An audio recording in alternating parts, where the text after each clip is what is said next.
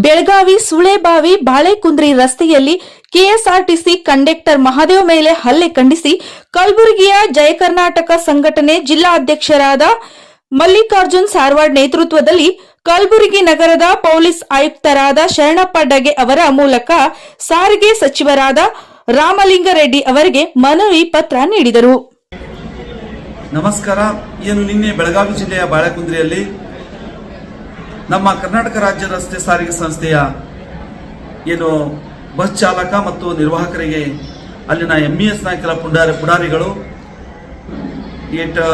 ನಿರ್ವಾಹಕ ಟಿಕೆಟ್ ತಗೋ ಅಂತ ಕೇಳಿದಾಗ ನೀನು ಕನ್ನಡದಲ್ಲಿ ಯಾಕೆ ಮಾತಾಡ್ತೀಯ, ಮರಾಠಿಯಲ್ಲಿ ಮಾತಾಡು ಅಂತ ಹೇಳಿ ಗುಂಡಾವರ್ತನೆ ಮಾಡೋದ್ರ ಜೊತೆಗೆ ಅಲ್ಲಿನ ನಿರ್ವಾಹಕ ಮತ್ತು ಚಾಲಕನ ಮೇಲೆ ಹಲ್ಲೆ ಮಾಡಿರ್ತಾರೆ. ಇದನ್ನ ಜಯ ಕರ್ನಾಟಕ ಸಂಘಟನೆ ಖಂಡಿಸ್ತದೆ. ದಿನದಿಂದ ದಿನ ಏನಪ್ಪಾ ಅಂದ್ರೆ ಈ ರೀತಿ ಪುಂಡರ ಪೋಖ್ರಿಗಳ ಒಂದು ದಬ್ಬಾಳಿಕೆ ಹೆಚ್ಚಾಗ್ತಾ ಬರ್ತಾ ಇದೆ. ಯಾಕಂದ್ರೆ ಇವತ್ತಿನ ರಾಜ್ಯ ಸರ್ಕಾರ ಇವರು ಯಾರು ಈ ರೀತಿ ಕೆಲಸಗಳನ್ನ ಕನ್ನಡ ವಿರೋಧಿ ಕೆಲಸಗಳನ್ನ ಮಾಡ್ತಾರೋ ಅವ್ರ ಮೇಲೆ ನಿರ್ದಾಕ್ಷಿಣ್ಯವಾಗಿ ಕ್ರಮ ತಗೊಂಡಿದ್ರೆ ಈ ರೀತಿ ಇಂಥವು ಏನಪ್ಪಾ ಅಂದ್ರೆ ಹಲ್ಲೆ ನಡ್ತಕ್ಕಂಥ ಕೆಲಸಗಳು ಆಗ್ತಾ ಇರಲಿಲ್ಲ. ಆದ್ರೆ ಕೇವಲ ಅವತ್ತಿನ ವಿಷಯಗಳನ್ನ ತಗೊಳ್ಳೋದು, ಅವರಿಗೆ ಅಷ್ಟಕ್ಕೆ ಬಿಡೋದ್ರಿಂದ ಇಂಥ ಅವಿವೇಕದ ಕೆಲಸಗಳು ಇವತ್ತಿನ ಪುಡಾರಿಗಳು ಮಾಡ್ತಾ ಇದ್ದಾರೆ. ನಾನು ರಾಜ್ಯ ಸರ್ಕಾರಕ್ಕೆ ಒಂದು ಒತ್ತಾಯನ ಮಾಡ್ತೇನೆ.